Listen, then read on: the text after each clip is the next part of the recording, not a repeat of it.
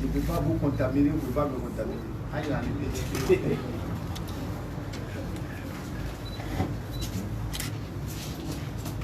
Bonsoir à tous. Avant tout propos, je voudrais vous prier de bien vouloir mettre vos téléphones sous silence ou s'il vous plaît, s'il vous plaît.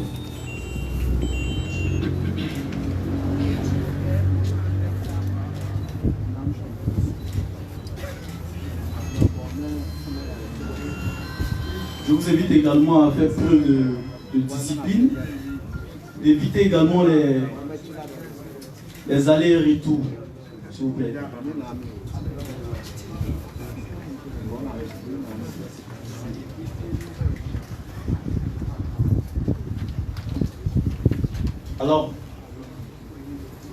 Alors je voudrais déjà me présenter.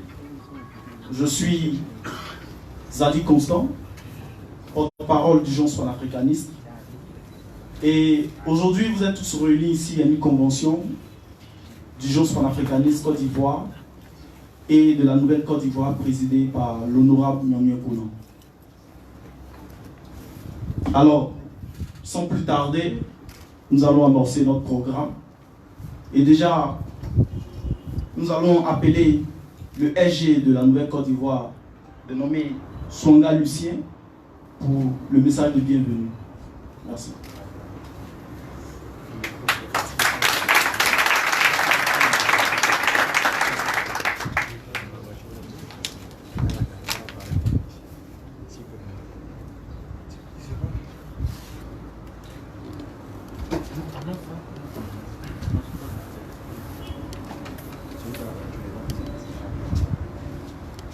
S'il vous plaît, il y a quelqu'un qui a garé un véhicule immatriculé 502 5025 GN01. Voilà, ok.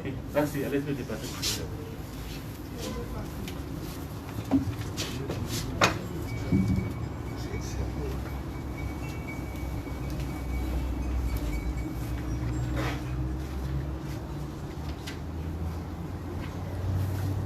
Monsieur le Président de la Nouvelle Côte d'Ivoire, Mesdames et Messieurs les membres du mouvement Urgence panafricaniste, nous voudrions avant tout propos souhaiter la bienvenue et adresser nos salutations fraternelles à tous ceux qui ont répondu à notre invitation, particulièrement à nos camarades du mouvement Urgence panafricaniste pour ce rendez-vous historique marquant la signature d'une convention entre nos deux partis. Nous saluons également les membres de la Nouvelle Côte d'Ivoire, dont la présence traduit tout l'intérêt que notre mouvement attache à cette convention. C'est bien dans l'élan de l'éradication de la corruption pour la promotion de la bonne gouvernance que nous nous retrouvons ici aujourd'hui. Ce fléau que s'emploie à contenir la Nouvelle Côte d'Ivoire doit davantage constituer une préoccupation de premier ordre pour nous tous. C'est pourquoi il urge pour la Nouvelle Côte d'Ivoire de mettre en place des mécanismes efficaces qui soient en mesure de prévenir et de l'éradiquer. Mesdames et messieurs, dans un tel contexte, la signature de cette convention constitue une réponse appropriée à cette problématique car elle vient compléter le dispositif du président Nyamia Konan. Mesdames et messieurs, chers membres du mouvement Urgence panafricaniste, nous voudrions vous féliciter pour votre engagement auprès du président Nyamia Konan en tant que membre de cette convention, et cela au regard de vos compétences et expériences. Vous savez que les défis qui nous attendent sont nombreux et nous sommes persuadés que vous vous élèverez à la hauteur de la tâche. La confiance et l'objectivité seront autant d'atouts que vous développerez.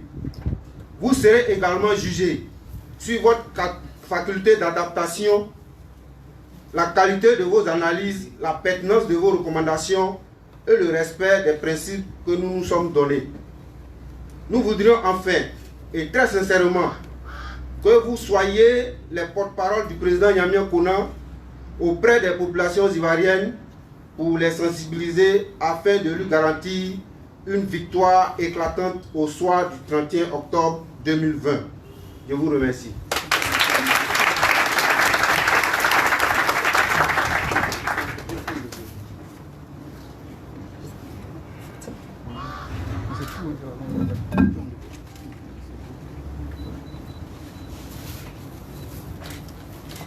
Alors, nous voudrions dire merci au SG de la Nouvelle-Côte d'Ivoire pour son message de bienvenue. Je voudrais de façon succincte présenter notre organisation, notamment l'ONG Urgence panafricaniste Côte d'Ivoire. Alors, pour la petite information, Urgence panafricaniste Côte d'Ivoire est un mouvement citoyen panafricaniste qui est présidé par l'activiste anticolonialiste Kémy Séba, qui n'est plus à présenter pour certains. Alors, cette organisation milite pour la libération de l'Afrique, pour l'autodétermination de l'Afrique, pour la souveraineté de l'Afrique. Et au niveau de la Côte d'Ivoire, nous sommes représentés ici et dirigés par le responsable Brice Béry, voilà, qui aura l'opportunité de le présenter. Et à sa suite, nous avons le coordinateur Kosugro Aka, c'est le coordinateur d'Urgence panafricaniste Côte d'Ivoire.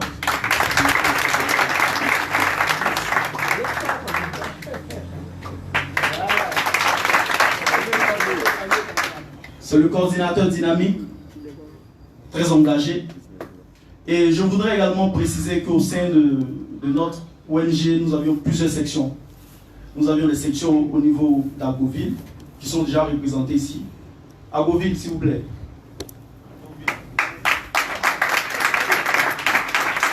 Nous avions également le responsable de la section de Mans qui effectuait le déplacement, le frère Letoile. Nous avions la section de Yopougon.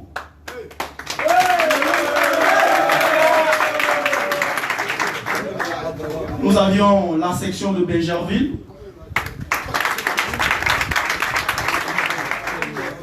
Sans oublier celle d'Abobo.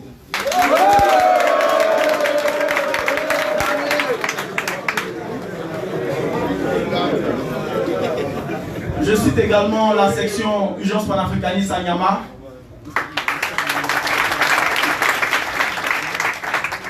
Voilà, nous avions d'autres sections également dans les villes d'intérieur, notamment Soubré, San Pedro, Daloa, Gagnoua, malheureusement qui n'ont pas pu effectuer le déplacement. Voilà. Alors, sans plus tarder, nous allons passer à la présentation du responsable Brice Béry, qui est le garant de notre antenne au niveau de la Côte d'Ivoire ici. Voilà. Il a également été accompagné par une délégation très honorable. Je voudrais que vous ovationniez la délégation Adjan.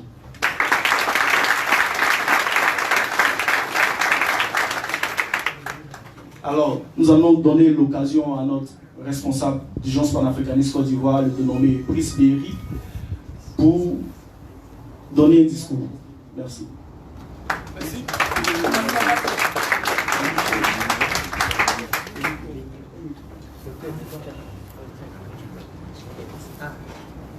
Oui, bien, bien. Je crois qu'il faut lire la convention avant. C'est ça? Avant qu'il ne parle. Autant pour moi, je suis vite allé en besogne, toutes mes excuses. Avant l'intervention de notre responsable local, voilà, nous avons notre coordinateur d'Urgence panafricaniste, Kosugro Aka, qui fera également la lecture de la convention. Merci.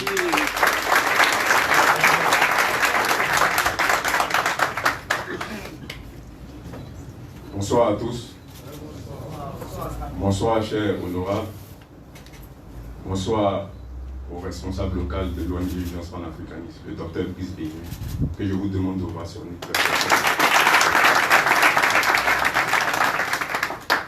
Bonsoir au président de la Nouvelle-Côte d'Ivoire, l'honorable Mémé Koné. Et bonsoir à tous nos frères dynamiques qui ont tenu à effectuer ce déplacement en cet après-midi. Notre collaboration avec la nouvelle Côte d'Ivoire s'inscrit dans la dynamique de la réappropriation de nos richesses, de la réappropriation de nos valeurs ancestrales et dans la lutte contre la corruption et la gabegie financière.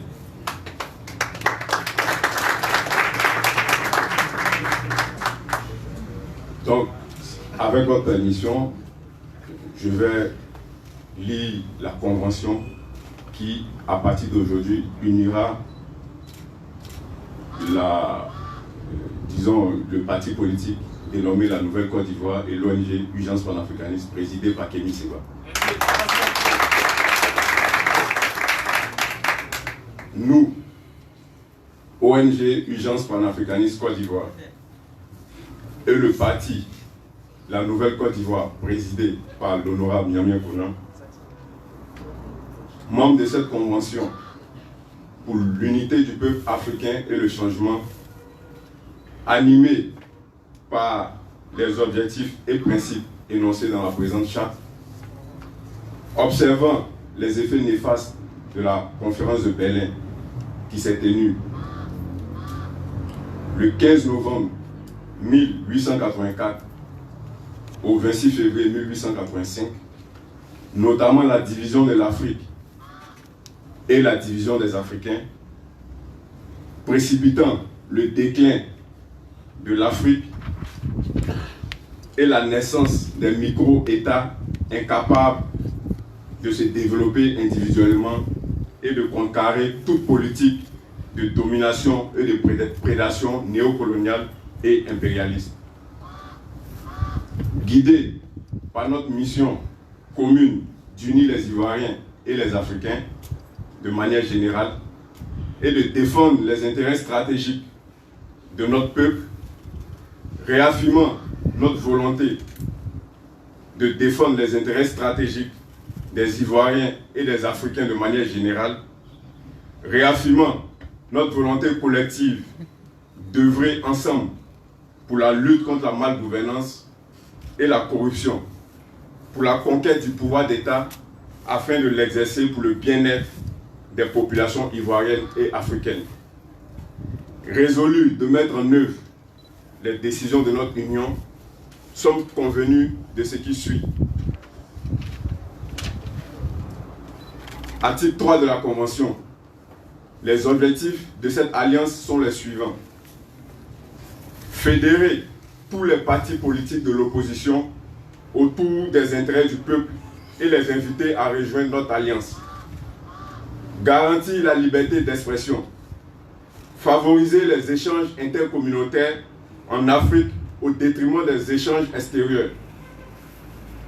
Valoriser et encourager la production locale et promouvoir l'autosuffisance alimentaire. Industrialiser le secteur agricole. Moderniser les techniques agricoles. Mettre un terme à l'ingérence politique, économico-militaire et monétaire des puissances coloniales. Mettre fin au néocolonialisme, au globalisme et à l'impérialisme français et américain. Promouvoir l'unité et la solidarité entre, d'une part, les Ivoiriens et d'autre part, les Africains. Veiller à la défense stratégique des intérêts de la Côte d'Ivoire et de l'Afrique. Défendre la souveraineté et l'autodétermination de notre peuple. La lutte contre la malgouvernance et la corruption. Participer à la réforme du système éducatif conformément au paradigme africain en y divulguant les valeurs plus africaines. La réhabilitation de l'école africaine et ivoirienne en particulier. La création d'emplois, la lutte contre le chômage et la pauvreté. L'amélioration des conditions de vie de nos populations et l'assainissement du système sanitaire ivoirien. Voici entre autres les objectifs que nous nous sommes assignés entre la Nouvelle Côte d'Ivoire et l'ONG Urgence panafricaniste. Je vous remercie.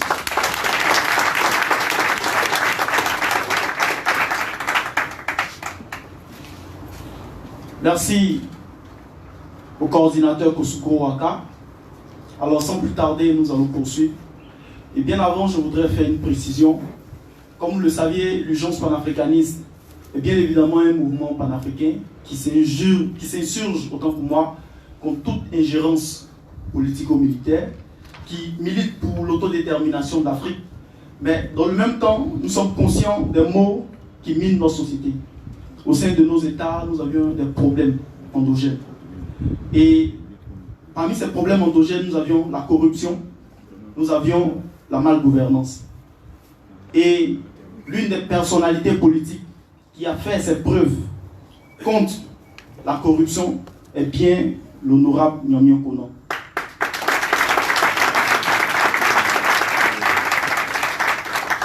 Nous en sommes conscients et les preuves sont là, les preuves parlent d'elles-mêmes. Et aujourd'hui, l'Urgence panafricaniste décide de s'allier à la Nouvelle-Côte d'Ivoire pour mettre barrière à la corruption. Comme le disaient mes confrères, ce n'est pas la corruption des 1000 francs des policiers, mais c'est la corruption à grande échelle. Les détournements de fonds qui valent des milliards, c'est de ça qu'il s'agit. Alors sans plus tarder, je vais passer la parole à notre responsable d'Urgence panafricaniste, le responsable Brice Béry.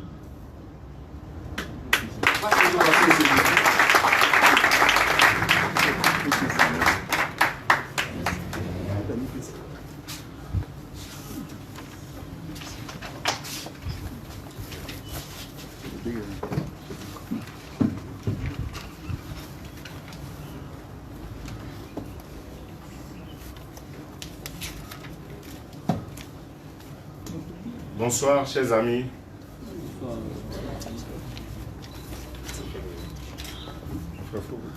On fait un peu rapprocher. Je mets la diatrape. Okay. Je ne saurais commencer mon intervention sans remercier les personnes ici présentes. Je voudrais d'abord dire un grand merci à tous les militants et sympathisants de notre organisation Urgence panafricaniste Côte d'Ivoire qui sont présents cet après-midi. Un grand merci à tous les membres de la Nouvelle-Côte d'Ivoire également qui sont présents cet après-midi. Un remerciement spécial à nos anciens venus d'Anoumambo qui ont compris le sens de notre combat dès les premières heures et qui nous ont toujours fidèlement soutenus. Un grand remerciement au Conseil des sages du PANAF ici présent. Je voudrais très particulièrement, avec tout le cœur, remercier l'imam Maïga, qui nous a toujours assistés dans nos actions. Un grand merci à nos amis journalistes qui travaillent sans relâche à porter l'information là où il le faut. Merci beaucoup. Je voudrais également saluer l'engagement des hommes et des femmes qui ont œuvré pour que cette alliance voie le jour. Connaissant nos divergences idéologiques avec le pouvoir en place, s'allier à une organisation comme la nôtre, une organisation panafricaniste comme la nôtre, demande énormément de courage. En ce sens, je salue la bravoure du président Nyamio Konan et de son équipe qui n'a pas hésité un seul instant à collaborer avec notre organisation lorsque nous nous sommes rencontrés. Notre organisation est un mouvement citoyen, géopolitique, continental et traditionnaliste africain. Cette organisation a été fondée en 2016 à Dakar par des activistes politiques, des médecins, des journalistes, des avocats, des pharmaciens, des personnes de toute profession. Et son siège international se trouve aujourd'hui à Cotonou au Bénin et elle est présidée par le frère Kémy Seba qui n'est plus à présenter.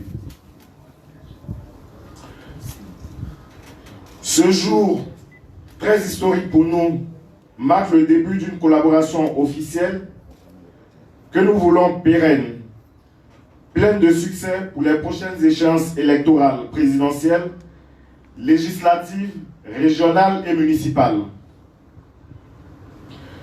Vu l'engagement de la nouvelle Côte d'Ivoire à combattre la corruption sous toutes ses formes, la gabégie, l'enrichissement illicite, l'impunité, le tribalisme, la xénophobie, le racisme et tous les maux qui minent notre société, vu le parcours convaincant du président Yamia Kona en douane, au ministère de la fonction publique, au ministère de l'enseignement supérieur et au ministère de l'Habitat, je peux affirmer sans hésitation qu'il est l'homme du changement de la situation pour mettre fin à la médiocrité, assainir l'administration ivoirienne et promouvoir l'excellence.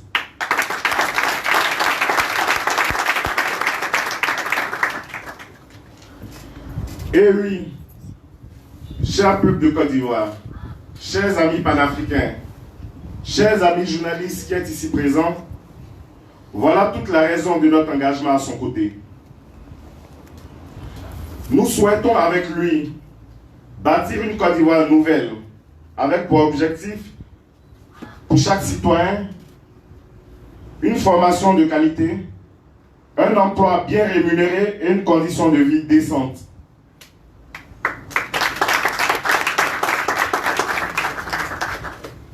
Pour terminer, j'aimerais préciser que cette alliance objective s'inscrit dans la dynamique de l'apaisement du climat socio-politique, du retour de tous les exilés politiques, notamment du président Laurent Gbagbo, du ministre Charles Blé Goudé, sans oublier l'ex-président de l'Assemblée nationale, Guillaume Soro. Et aussi la libération de tous les prisonniers politiques, notamment le général Dobo Blé, l'amiral Vagba Fossignon, le commandant Jean-Noël Abéi et le commandant CK Anselme, ainsi que tous ces pères de famille qui croupissent en prison depuis plusieurs années sans jugement et sans raison valable pour les maintenir dans d'ignobles conditions. Que cette alliance soit bénie, que la Côte d'Ivoire soit bénie et que l'Afrique tout entière soit bénie. Je vous remercie.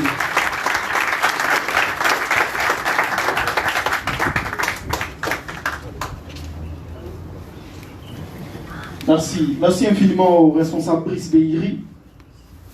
Alors, nous allons passer à la 4e étape, qui est celle de la signature de la Convention.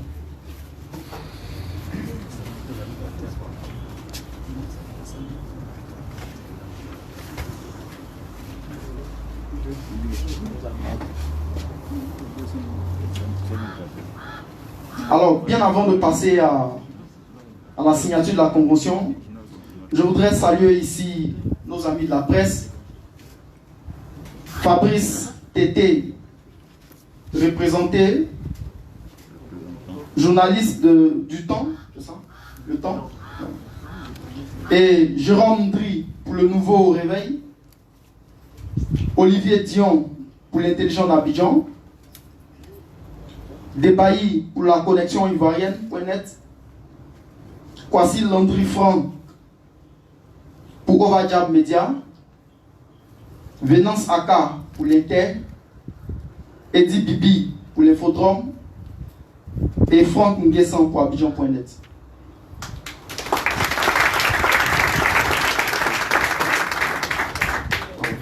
Alors, comme je le disais tantôt, nous allons passer à la prochaine étape, qui est la plus déterminante. Cette étape va engager l'urgence panafricaniste et la nouvelle Côte d'Ivoire. C'est notamment la signature de la Convention. Alors, je vous demande votre attention.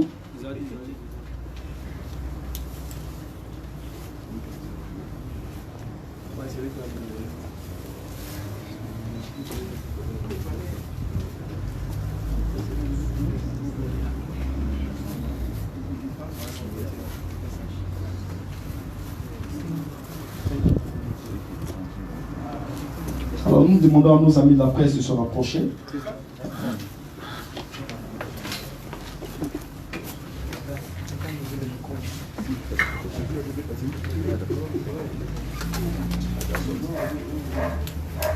Alors, nous assistons officiellement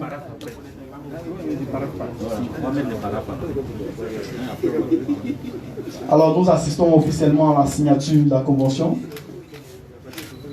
représentée par le responsable Prisbéry et l'honorable Nyamien Konan. Cette convention qui va engager les deux parties à travailler de pair.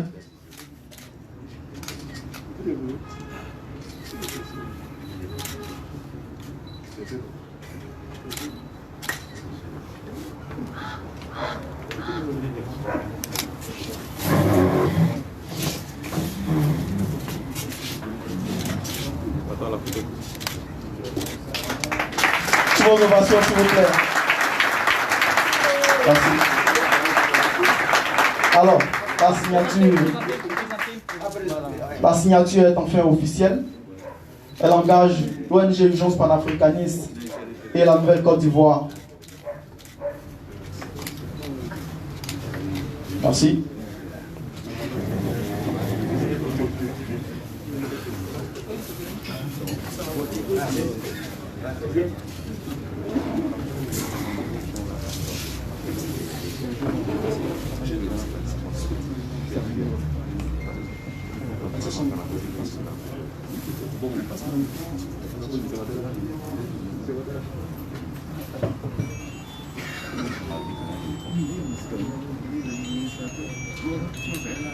Alors nous voudrions prier également nos amis de la presse de prendre déjà les différentes dispositions. Après l'intervention du président Nyamien Konan, vous aurez l'opportunité de poser vos différentes questions. Voilà, et la table de séance, on a le soin de vous donner des éléments de réponse. Merci.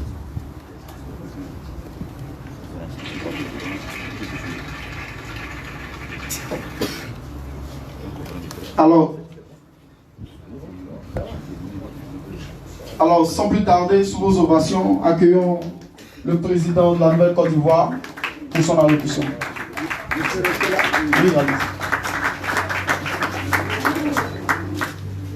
Merci beaucoup.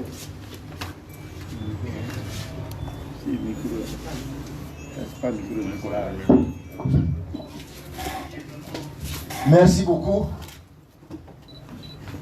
Je voulais signer rapidement cette convention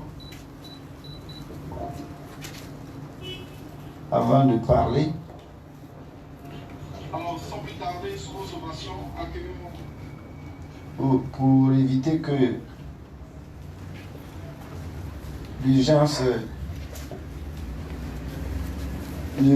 panafricaniste ne change d'avis. Voilà, maintenant qu'on a signé, on a signé devant Dieu et devant les hommes, l'urgence panafricaniste ne peut plus changer d'avis, on est ensemble. On est ensemble. En fait, c'est vous que j'attendais pour démarrer. Hein? C'est vous que j'attendais pour que la Côte d'Ivoire sache qu'on veut changer de paradigme. On veut changer de direction. Parce que là, ça fait combien de temps? Ça fait très longtemps qu'on a emprunté un chemin qui est à gauche, qui n'est pas droit. Les temps sont venus pour qu'on emprunte le chemin droit pour arriver rapidement au développement de la Côte d'Ivoire et de l'Afrique. Je voudrais donc vous remercier, chers amis panafricanistes. Vous êtes panafricanistes, nous sommes Côte d'Ivoiriens. Voilà, la nouvelle Côte d'Ivoire, Côte d'Ivoirien. Parce que vous savez que le nom ivoirien ne me plaît pas beaucoup. Donc, nous sommes Côte d'Ivoiriens, mais comme les Côte d'Ivoiriens, nous sommes tous panafricanistes. Voilà. Je voudrais vous saluer et vous remercier pour votre présence. Je voudrais remercier les différentes personnalités qui sont là. On est tous masqués maintenant. Voilà, on est masqué. On doit réfléchir pourquoi on est masqué. Peut-être Dieu trouve qu'on parle trop, qu'on a mis quelque chose sur notre bouche. Donc, je voudrais vous remercier pour votre présence. Ça nous réconforte. Ce combat concerne tous les âges. Donc, merci pour votre présence. Tous les âges et tous les genres. Je voudrais remercier les membres de la Nouvelle-Côte d'Ivoire aussi qui ont fait le déplacement ce dimanche après-midi. Et particulièrement nos amis de la presse. Voilà, c'est leur nom, ça. Les amis de la presse. Ils peuvent te critiquer, mais tu ne peux pas les appeler autrement. Ce sont nos amis de la presse et je vous salue. Tous en vos rangs, grades et qualités. Et j'espère que vous allez rendre compte. Vous allez faire un écho large et puissant de cette cérémonie. Parce que cette cérémonie, c'est une cérémonie de libération de la Côte d'Ivoire, libération de l'Afrique.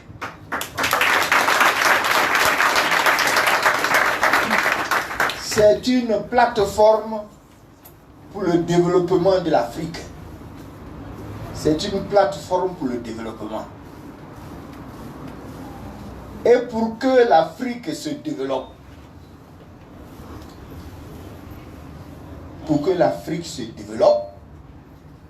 il faut que tous les Africains, à commencer par les jeunes, soient au travail. Moi, j'ai grandi au village, je revendique, pas grandi à Cocody. Mais au village, celui qui a la plus grande plantation, c'est celui qui a le plus d'enfants. Et c'est pour ça que les Blancs qui ne comprennent pas trop la polygamie, ils ne comprenaient pas donc le sens de cette culture. Pour les Africains, le mariage, en tout cas là où j'ai grandi, c'est une source de main-d'œuvre. Plus tu as de femmes, plus tu as d'enfants. Et plus tu as une plus grande plantation. Derrière chez moi, quand un homme meurt, sa veuve est courtisée. Les gens ne cherchent pas les jeunes filles. Hein.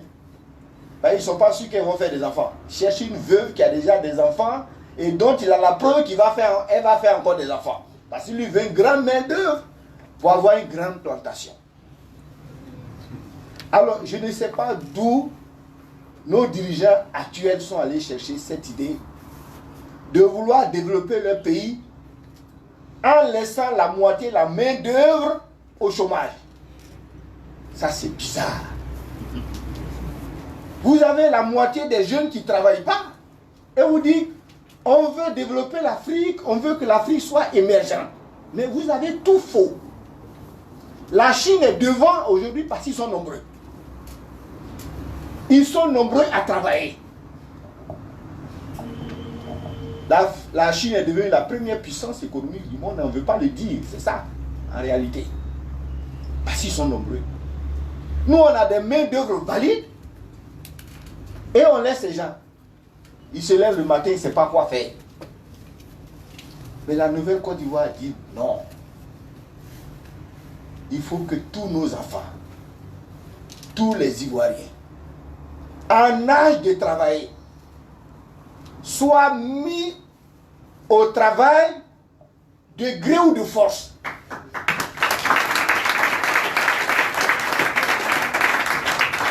Donc si parmi vous les jeunes, il y a des gens qui pensent que Niamey Kona va arriver au pouvoir et puis ça sera la belle vie. Ça sera le travail. On va danser moins et on va travailler plus.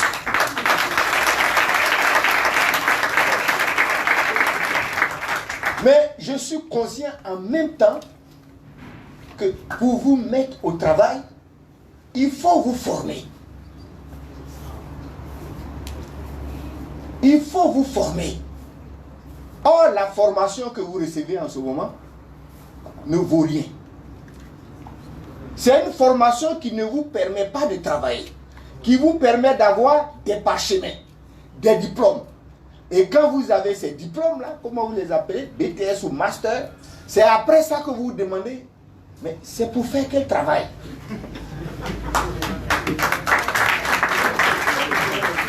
C'est après ça que vous cherchez travail. Or, c'est le jour où vous mettez les pieds à l'école que vous devez savoir quelle formation vous êtes en train de recevoir pour quel travail.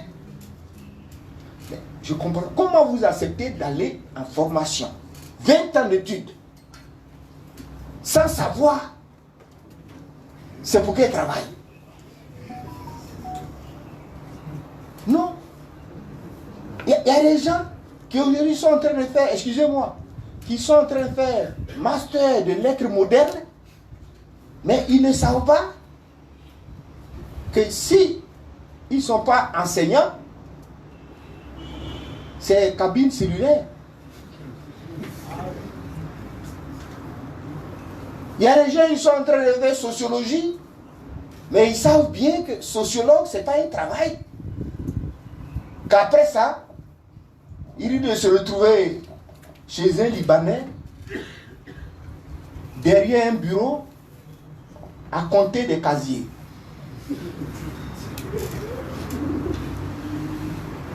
Donc il faut former notre jeunesse à faire le travail qui existe chez nous.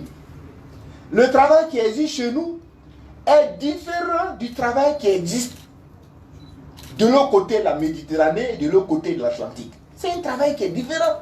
Et ils ont atteint un niveau de développement. Alors aujourd'hui, ils forment des philosophes, des psychologues, des criminologues. Mais comment dans un pays où les gens ont faim, vous formez des philosophes? C'est pourquoi.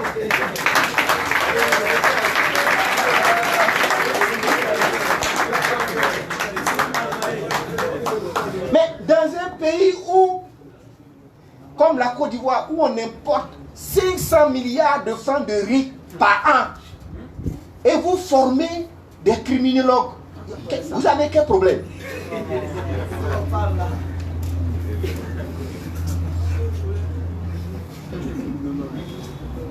Mais on est tous ici là, si on essaie de faire un sondage, on va voir qu'en moyenne, chaque Ivoirien présent ici a 2 téléphones.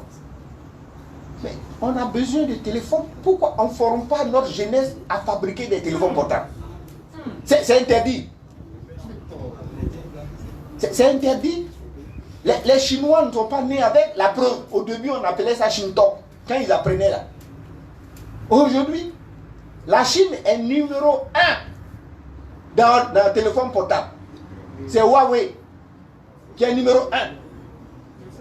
Ils ont appris. Ils se sont trompés. On disait c'est Shintok, ça ne marche pas. Aujourd'hui, ils sont numéro 1. Nous, on est assis là. Tous nos enfants veulent être gendarmes, policiers. Il n'y a pas de travail. Il y a travail. Il n'y a pas l'homme pour faire ce travail là.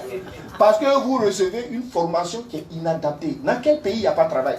Il faut te mettre au bord de la route là, et puis regarde. Tu vas voir, il y a du travail partout. Tu importes 1 milliard de riz par an. Est-ce que je suis d'accord? 500 milliards de francs de riz par an. Tu dis, il n'y a pas de travail. Il y a eu la Tabassie quand? Avant-hier. C'est hier ou avant-hier? Avant-hier. Vous savez, les moutons que les musulmans de Côte d'Ivoire ont mangé, ça vient d'où? Du Niger, du Burkina, du Tchad. On a de l'herbe en Côte d'Ivoire plus que tous ces pays-là réunis. Et c'est l'herbe que les moutons mangent. Mais c'est eux qui fabriquent les moutons pour nous envoyer.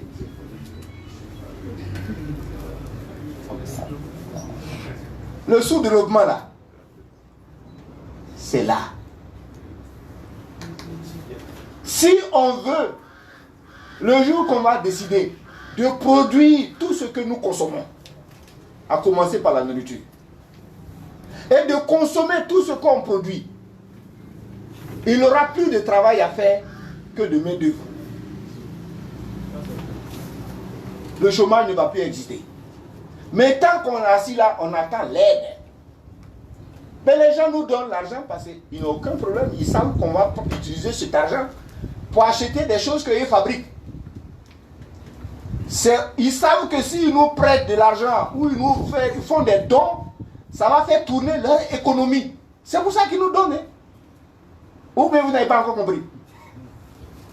Ils savent que rien ne va rester ici. On va prendre l'argent, on va acheter téléphone portable, on va acheter ordinateur, on va acheter réfrigérateur, on va acheter split, même habits, on va acheter. Chaussures, on va acheter. Mais il n'y a aucun problème. Donnez-leur l'argent, ça va revenir. Si ils nous prennent l'argent pour faire route, ils savent que les machines, là, nous on ne fabrique pas. L'argent va retourner là-bas. Les ingénieurs vont venir de là-bas. Ils n'ont aucun problème.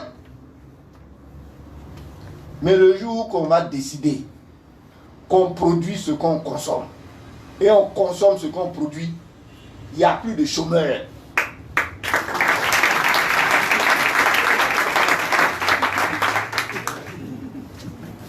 Or, cette école-là, qui forme les techniciens supérieurs, les ingénieurs, les docteurs, où on a besoin seulement du niveau 3e pour apprendre un métier. Les Libanais, il y a du Libanais à l'université, mais ils n'ont pas le temps. Ils n'ont pas le temps. C'est nous qui sommes à l'université. Hein.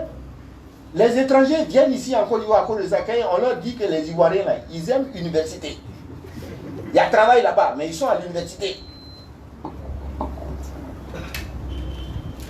On a besoin seulement du niveau 3e, bien formé. Et puis on apprend un métier. Au bout de 2 ans, après la 3e, tu es technicien, tu as appris un métier. 2 ans encore, tu es technicien supérieur. Après, tu es ingénieur. Quand tu finis, tu travailles dans une société d'État ou en tant qu'employé, toi en tant que stagiaire, c'est un incubateur. Quand tu quittes là, si on ne t'embauche pas, tu crées ton propre travail. Si ça ne te plaît pas, tu vas à côté, dans un autre pays, tu vas trouver du travail. Il faut changer l'école. L'école qu'on a là, il faut jeter ça. Ce n'est pas école. Mais école où il y a quoi 130 élèves par classe. Est-ce que c'est école? Ça là, c'est une classe. S'il y a des enseignants ici, classe comme ça, est-ce qu'on peut enseigner? Ça, ma petite soeur me dit toujours, je dis, mais comment tu fais? Elle est professeure d'allemand. Elle dit, mais on ne fait rien. Je dis, comment ça, tu fais rien? Elle dit, mais quand tu arrives, pour obtenir le silence académique, tu appelles les enfants un à un. Quand tu finis là, tu appelles le dernier pour qui se taise, tu regardes ta montre, il est laid. Ce n'est pas des classes, c'est des poulaillers. Il faut jeter tout ça. Mais on a besoin d'argent. Quand nous on parle de corruption, les gens pensent que c'est pour insulter les gens. Non, on a besoin de cet argent. Si ça ne vous plaît pas le mot corruption, on veut sécuriser les deniers publics. Hein? Comme ça, au moins, les gens ne se sentiront pas à jour. Voilà, nous, on veut sécuriser les deniers publics. On ne parlait plus de lutter contre la gabegie, on va optimiser la dépense publique. Ça va? Voilà. Donc, il faut éradiquer la corruption. La corruption, ce n'est pas quelque chose qu'on soigne. Les gens on va lutter. On ne lutte pas contre la corruption. Il faut l'éradiquer. C'est une gangrène. Quand une gangrène atteint le pied, on ne soigne plus, on coupe. On va éradiquer la corruption. Et quand on va finir d'éradiquer la corruption, on a au moins en Côte d'Ivoire ici, avec les données actuelles, on dit toutes choses étant égales par ailleurs. Si c'était en 2020, là, on a au moins 3 milliards de plus.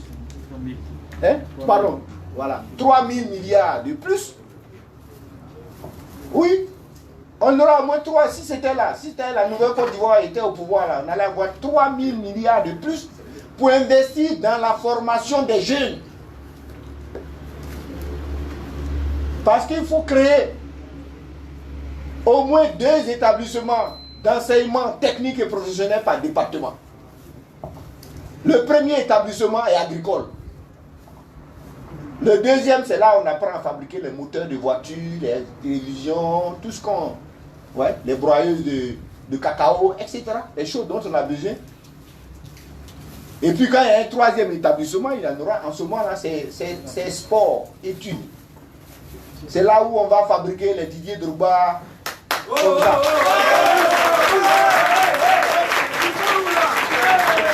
Non, si on a 10 établissements sport-études en Côte d'Ivoire, c'est-à-dire les gens les prennent niveau 3e. Après niveau 3e, ils vont à l'école le matin, le soir, ils jouent au ballon. Drogba, il revient, il est remplaçant.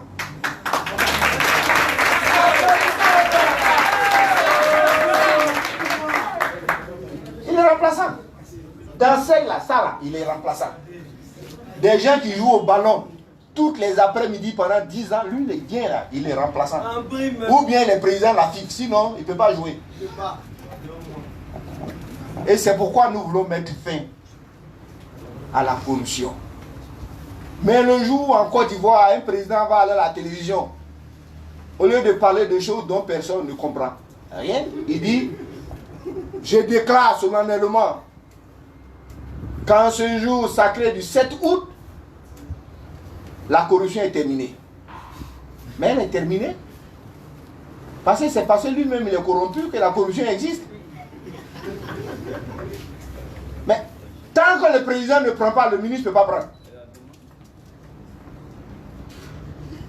Je ne sais pas comment vous êtes organisé dans votre association, mais si le chef ne prend pas, le sous-chef prend comment? Alors je ne vous ai pas dit, parce que les gens me voient comme ça, mais je ne vous ai pas dit. On n'est pas beaucoup comme ça en Côte d'Ivoire. On a commencé nos carrières dans l'administration. Moi, je n'ai pas travaillé dans le privé. Je ne sais pas pourquoi souvent on veut donner la tête de l'État à des gens qui viennent du privé, mais ils ne connaissent pas l'administration. Moi, j'ai commencé complément d'effectifs. Après, chef de service. Après, sous-directeur. Après, directeur. Après, conseiller du directeur général. Après, directeur général. Après, ministre. Je n'ai jamais sauté de classe.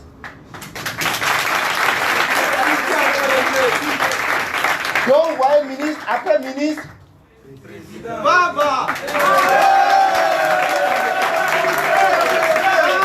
Donc, quand moi je parle, c'est parce que non seulement je sais ce qui se passe en bas, je sais ce qui se passe en haut, mais au milieu aussi, je sais ce qui se passe. Et je vous dis, si le président ne prend pas, un ministre ne peut pas prendre. Si le ministre ne prend pas, un directeur ne peut pas prendre. Si le directeur ne prend pas, sous-directeur ne peut pas prendre. C'est comme ça que ça fonctionne. Donc le jour où le président va dire la corruption est finie en Côte d'Ivoire, c'est fini. C'est fini. Mais il ne dit pas. Il ne dit pas. Il prend même ceux qui volent le plus et puis les met au-dessus de tout le monde. Mais où on va? Les chefs là, lui il le prend et le met en haut. Les autres disent, ah, donc pour être en haut, voilà ce qu'il faut faire. Et il faut donc éradiquer la corruption et investir massivement dans la formation des jeunes. Un jeune Ivoirien doit pouvoir avoir une formation, une qualification. Il doit pouvoir dire, je suis technicien en électricité. Je suis chirurgien, j'opère les yeux, les oreilles. Je suis spécialiste de quelque chose. Mais, master 2 de portugais. C'est parler au Brésil, waouh! Bah, les Portugais, mais ils sont au Portugal, ils parlent anglais. Toi, c'est parler au Brésil.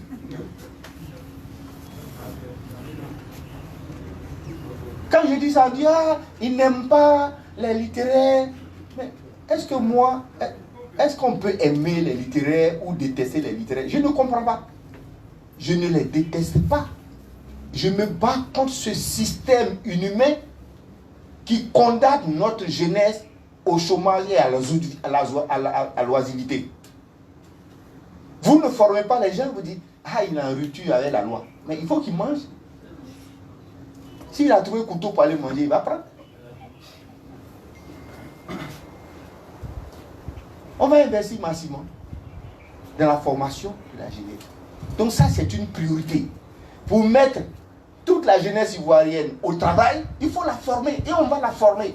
Pour la former, il faut trouver de l'argent. L'argent ici, nous, on va arracher ça. Demandez à nos amis libanais. Entre 2001 et 2008, moi, vous dis, si n'y a même connaissance, c'est l'homme ou c'est l'esprit.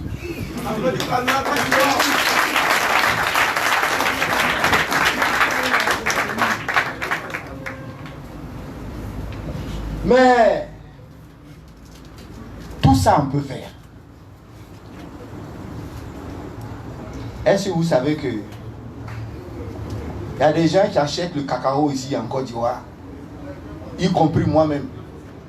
Si vous voulez pouvoir aller acheter aussi, faire du cacao cru, séché, à 16 600 francs le kilo. Ici. Ce qu'on achète à nos parents, à 825. Il y a des gens qui vendent ça à 16 600 francs le kilo, c'est-à-dire 2500 les 100 grammes, les 150 grammes, pardon, 2500 les 150 grammes. Si vous faites une règle de 3, vous allez voir qu'ils vendent le kilo à 16 600 francs.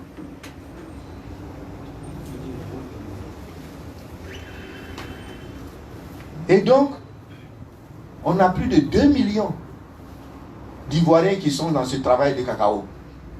Mais ils sont dans l'esclavage. Donc notre mission, c'est d'aller libérer ces gens. Ils perçoivent moins de 6% de la chaîne des valeurs du cacao. Et ce n'est pas moi qui le dis, c'est Alassane Ouattara, qui est venu à la télévision un jour dans son discours, dit ah, les pays producteurs, après combien d'années, hein, les présidents depuis au moins 7 ans, les pays producteurs ne perçoivent que 6% de la chaîne de valeur. Mais pourquoi il vient nous dire ça? Nous on sait. Tu es président pour régler ce problème. Et tu viens constater le problème. Et puis tu dis tu as bien travaillé. Tu as trouvé des gens pauvres et 8 ans, 10 ans après, ils sont toujours dans la même pauvreté. Et tu dis non, que j'ai tellement travaillé que je dois continuer. Hein? Il a travaillé. Mais quand tu travailles à la tête d'un pays, là, les blancs là, quand vous écoutez chez eux là, en temps normal, hein, ils vous disent chaque mois le nombre de demandeurs d'emploi. C'est-à-dire le nombre de chômeurs.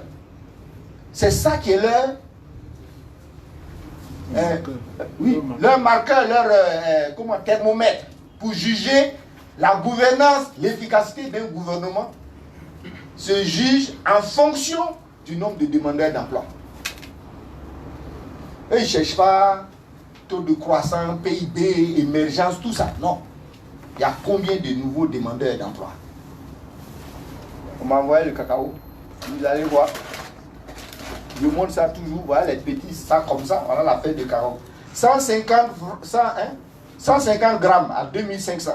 Voilà la marque, mon choco. Ils sont en capsule, Cap Nord. Si vous voulez, vous allez là-bas.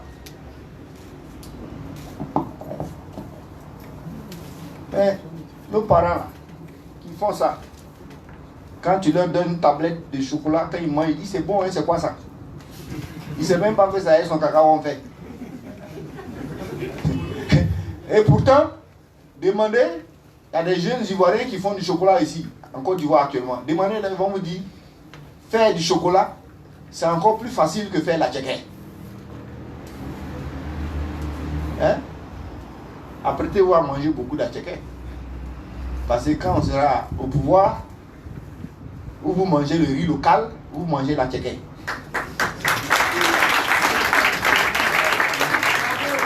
Si vous n'aimez pas la tchéka, alors il y a toujours du sable. Donc voilà, ils font du cacao. Il y en a qui ne connaissent même plus la route de leur village parce que quand ils finissent de vendre leur cacao, ils n'ont même pas 5 000 francs pour payer UTB pour aller au village. Tu demandes à un jeune Baoulé, tu viens d'où? Je viens de Konankan-Koro, c'est où ça? Ah, c'est vers Divo là-bas. Hein? Voilà. Ils font cacao. Ils ne savent pas où se trouve le port d'Abidjan pour dire j'ai fait mon cacao, je vais amener ça moi-même au port, je vais transporter. C'est un autre, ou un Burkinabé ou un Libanais qui va transporter pour lui. Il ne sait pas comment on fait pour mettre une marchandise dans un bateau, ou bien comment on achète client. Plus grave, ceux qui font du chocolat, vous pensez qu'ils le font avec des machines qu'ils fabriquent? Non.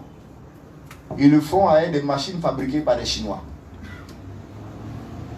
C'est-à-dire, eux, ils savent où les Chinois vendent leurs machines. Nous, on fait cacao, on ne sait pas où on vend la machine.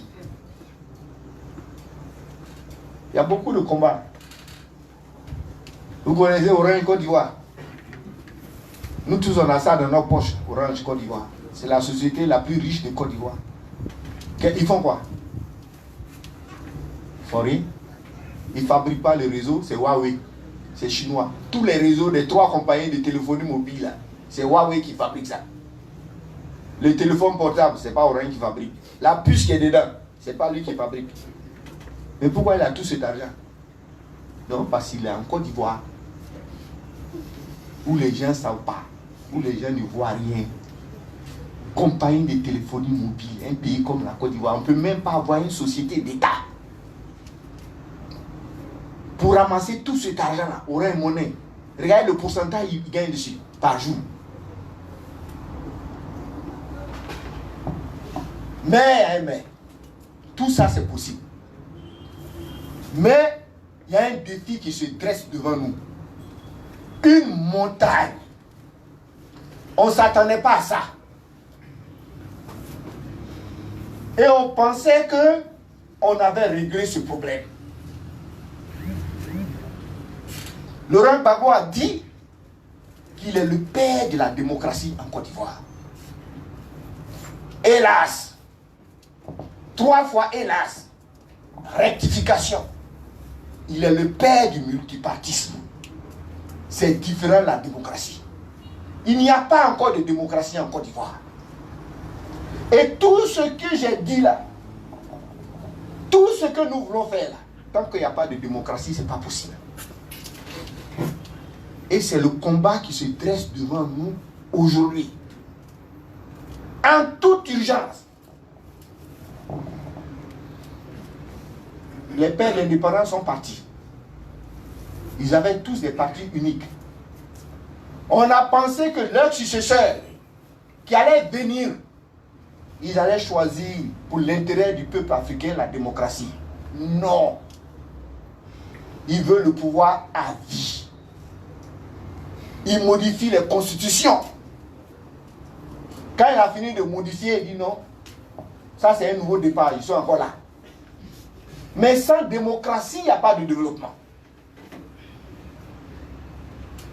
Tout ce à quoi j'ai fait allusion tout à l'heure, tant qu'il n'y a pas de démocratie, ce n'est pas possible. Et aujourd'hui, on est là, on est timoré. Le type, il veut un 3e mandat. Je n'ai rien contre lui. Mais la Côte d'Ivoire, comme tous les autres pays africains, a besoin de démocratie pour son développement. Il n'y a pas de développement sans démocratie. Or, on est encore dans le multipartisme. Et on n'est même pas sûr. Parce que maintenant, tu peux créer ton parti et puis on peut t'arracher. On n'a même pas le droit. On t'arrache ton parti. Et puis on met quelqu'un d'autre à la tête. Ou tu crées un parti et dis non, nous on ne reconnaît pas ce parti-là. Donc le multipartisme même, on est en train de le perdre. Le combat qui se dresse devant nous, c'est pas, je respecte beaucoup ce combat, il est noble, hyper noble. C'est pas le combat de la monnaie. C'est le combat de la démocratie. Quand on aura la démocratie, qu'on aura des chefs d'État choisis par le peuple, lui-même, il sait qu'il a deux instruments pour développer son pays. Il a son budget, il a sa monnaie. Il ne peut pas prendre un homme qui marche un pied, il ne peut pas avancer. Donc la monnaie là, c'est le combat qui est noble. Il a gagné même. Puisque maintenant on parle d'une monnaie africaine de plus en plus. Ce combat même. Mais le combat là, c'est la démocratie. On ne demande rien d'autre. On demande que les gens respectent la durée de mandat. Et on demande qu'ils permettent à tout le monde de se présenter. On demande une structure chargée de l'élection qui est indépendante. Il ne faut pas que ce soit son nom seulement qui soit indépendant, qui soit réellement indépendant. Et que les peuples puissent choisir leur leader et que les peuples puissent demander des comptes aux leaders qu'ils ont choisis. C'est comme ça qu'on va avancer. Aujourd'hui, en Côte d'Ivoire, c'est ça. On recule. On n'a plus de démocratie. Le troisième mandat, ce n'est pas la démocratie. C'est violer la Constitution. Mais quelqu'un qui viole la Constitution, d'où nous vient-il qu'on peut penser un seul instant que celui qui a violé la Constitution va respecter le résultat des urnes? Est-ce que c'est possible? Hein? Vous pensez que ça? Vous avez déjà vu un violeur qui reconnaît l'enfant? Ou bien, quelqu'un viole une femme et puis après revient et dit la grossesse c'est pour moi. Mais si on accepte ce viol, c'est même pas la peine d'aller aux élections. Bah, il va violer les résultats. Mais on en parle, il n'y a aucune animosité de notre part. Mais il faut qu'on explique à ces gens que l'alternance démocratique est aussi indispensable pour le développement d'un pays que l'oxygène pour l'homme, pour vivre. Un homme qui ne respire pas l'oxygène meurt. Un pays qui n'a pas de démocratie est condamné à la décadence, au népotisme, au passe-droit, à l'immunité, au détournement des deniers publics, etc., etc. C'est la démocratie qui exige de ceux qui sont choisis qu'ils viennent rendre compte régulièrement au peuple. Mais si le type est là à vie, qui ne rend pas compte, il n'a aucune pression, il n'a aucune obligation. Donc je voudrais dire aux jeunes de Côte d'Ivoire, votre pays là, il a le multipartisme, il est même en train de le perdre, mais il n'a pas encore atteint le statut de pays démocratique. Ça, c'est un combat. C'est le combat. C'est le combat des Ivoiriens de cette époque. Si vous êtes Ivoirien en 2020, sachez que votre combat, le premier, c'est le combat de la démocratie. C'est pour ça que moi, je vous félicite. Vous êtes déjà dans le combat et dans l'engagement politique. Mais il y a des jeunes ici qui ne veulent pas, qui ne s'intéressent pas à la politique. Mais c'est votre combat. Tant que votre pays n'est pas démocratique, il ne peut pas aller de l'avant. Vos enfants ne connaîtront pas le bonheur. Vos petits-enfants ne connaîtront pas le bonheur. Ils vont fuir leur pays pour aller se noyer dans la Méditerranée.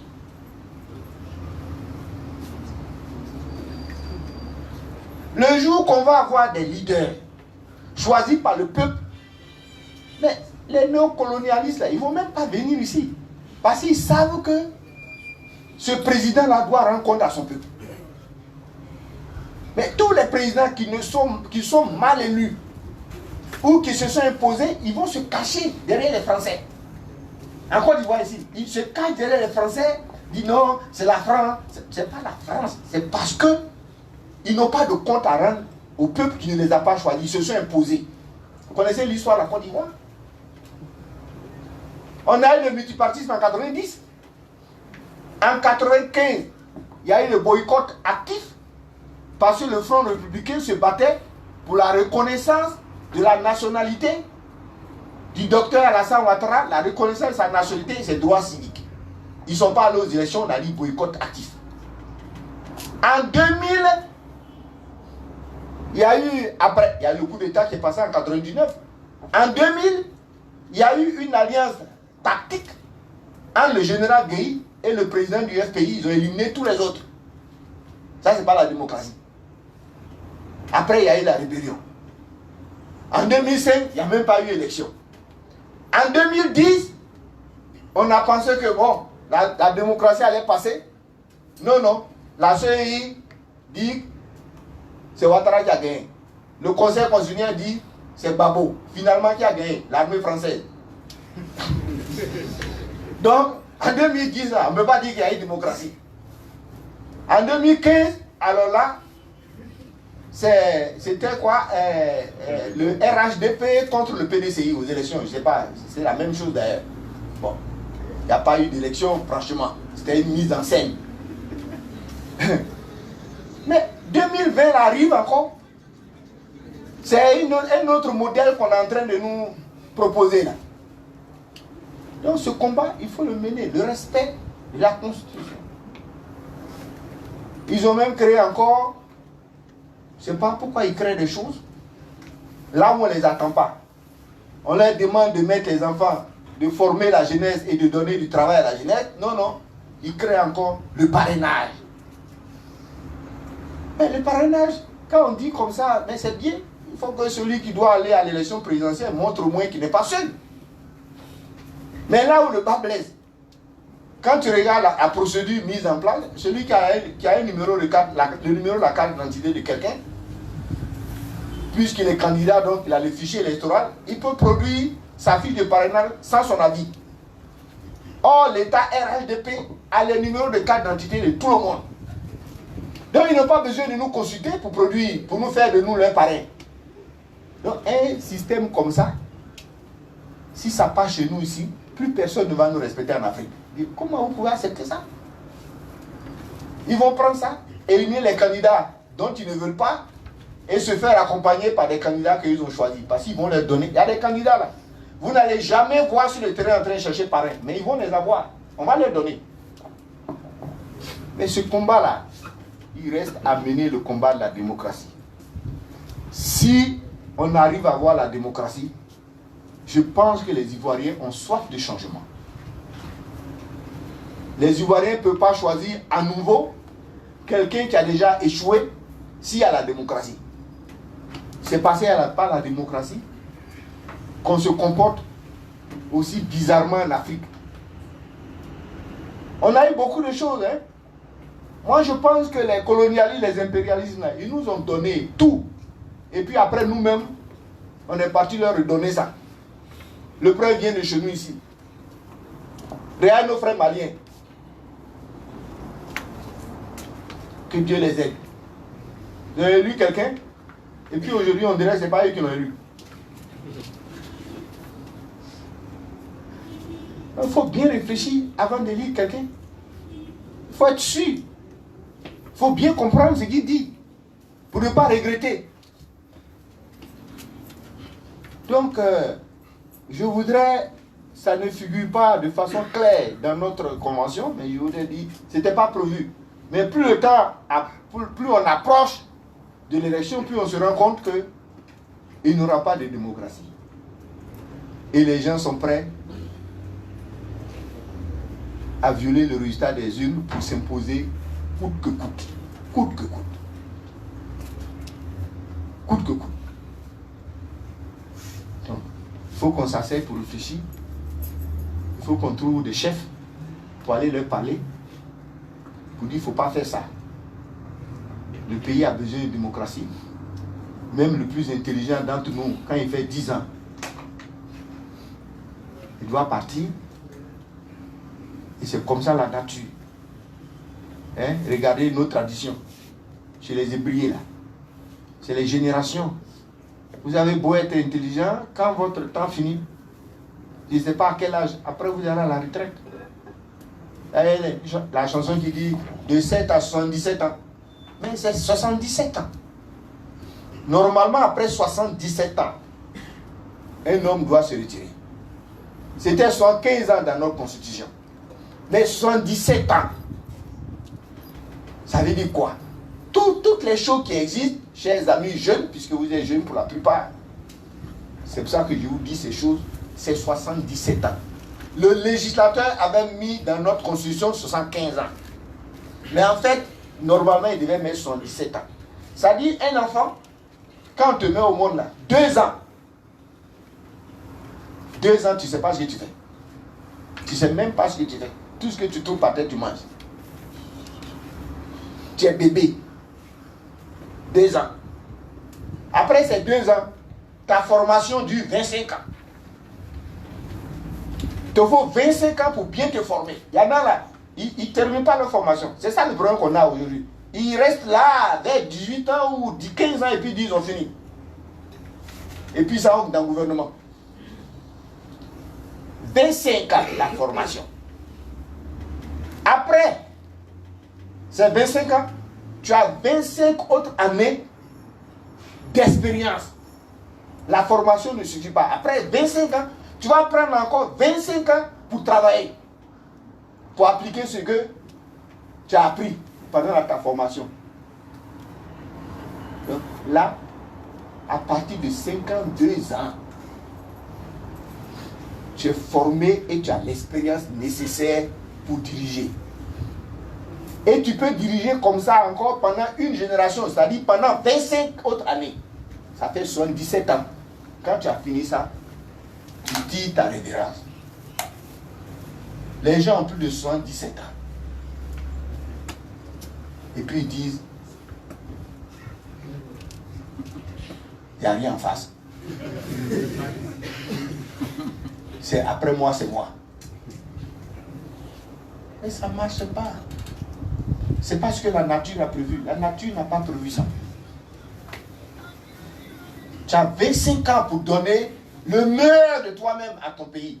Tu as eu ta formation 25 ans, à 27 ans. Bon, il y en a qui vont encore à l'école après 27 ans, ils sont en retard. Après 27 ans, tu as fini. Tu travailles pendant 25 ans, ça fait 52 ans.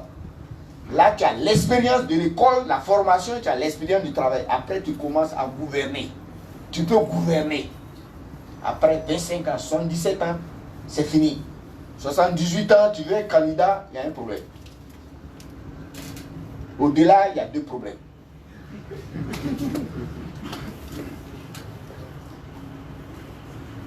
Donc, notre combat en Côte d'Ivoire, c'est ça. Le Burkina Faso, je pense qu'ils ont fini avec ça, ce problème. Les Ghanéens ont fini avec ça. Les Guinéens sont dedans. Bon, nous, on n'est pas encore rentré dedans. On pensait qu'on avait réglé ce problème, mais on n'a pas réglé. Donc, chers amis, je vais m'arrêter là. J'ai été long. Comme d'habitude, c'est mon défaut. Je ne sais pas être bref. Chacun a son défaut. Mais c'est parce que je suis content de votre présence aussi.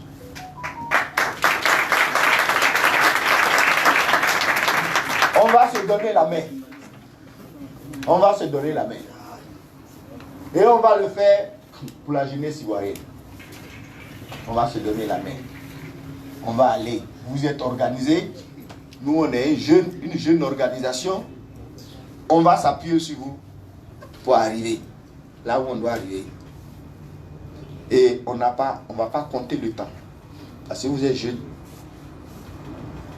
Quand j'aurai 77 ans, je vais passer la main. On va se battre ensemble. Il y a des gens. Là, on ne va pas compter le temps jusqu'à la victoire finale. Jusqu'à la victoire finale. La victoire finale, c'est le développement de l'Afrique. Le développement de l'Afrique passe par la démocratie.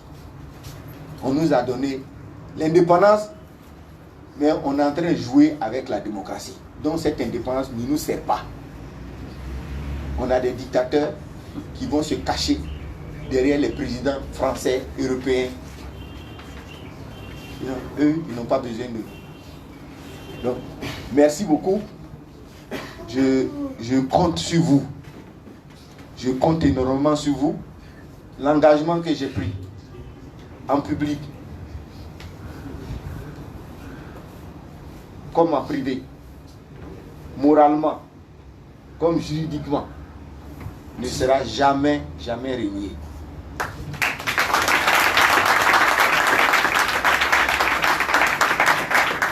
Je ne suis pas un homme de pouvoir. Je suis un homme de travail. Moi, je vais régler les problèmes. Ce que je sais faire, c'est de régler les problèmes.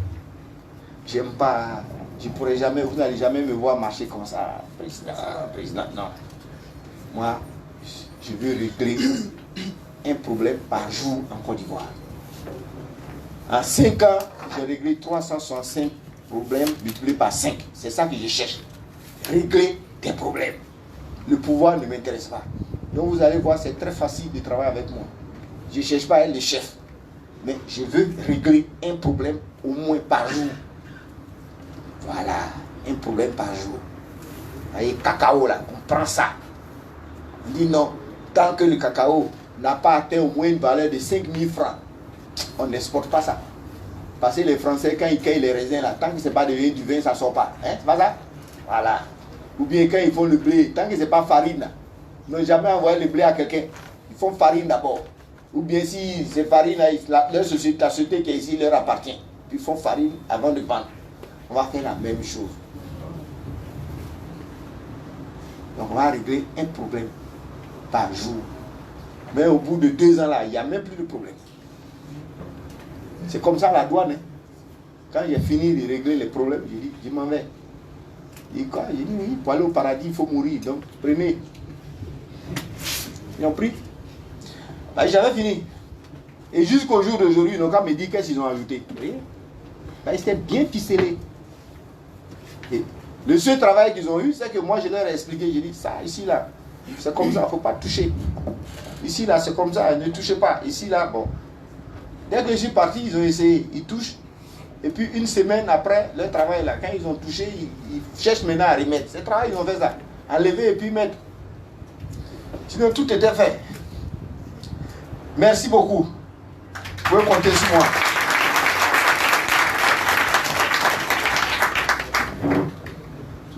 Alors, merci à tous, merci pour votre attention. Merci également au président Niamey Konan pour son discours plein de propositions qui concordent également à nos différentes aspirations.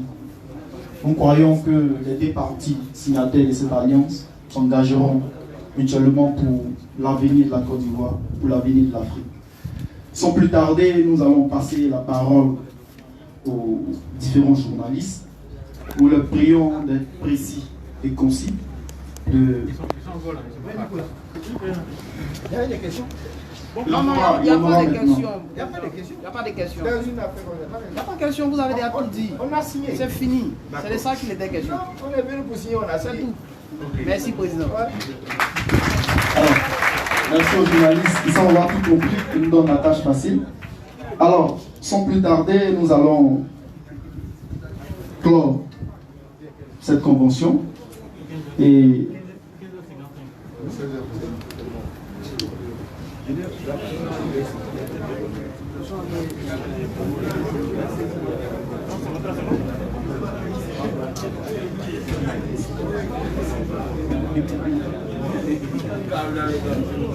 alors, sans plus tarder, nous sommes au thème de notre convention et nous passerons la parole à nos différents responsables, notamment le docteur Brice Beiri et le président Niamey Konan, voilà, pour le mot de fin.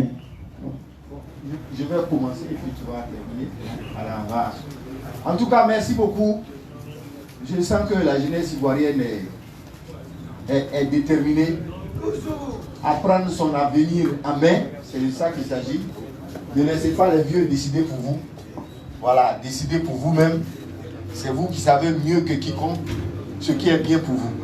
Nous, on est là juste pour vous proposer d'utiliser notre expérience. On a eu de l'expérience de la vie professionnelle. On se met à votre disposition pour mener votre propre combat. Voilà, souvent, quand on rencontre les jeunes disent « Ah oui, on se met à votre disposition ». Je leur dis toujours « Non, ce n'est pas vous qui vous mettez à ma disposition, c'est moi qui me mets à votre disposition. » Parce que ce combat, c'est le vôtre. Vous avez besoin d'un outil comme moi, comme d'autres qui ont travaillé, qui ont eu une formation complète et qui ont eu de l'expérience. Utilisez-nous pour mener votre combat. En tout cas, je suis à votre disposition 24 heures sur 24, 7 jours sur 7. Vive la nouvelle Côte d'Ivoire. Merci beaucoup.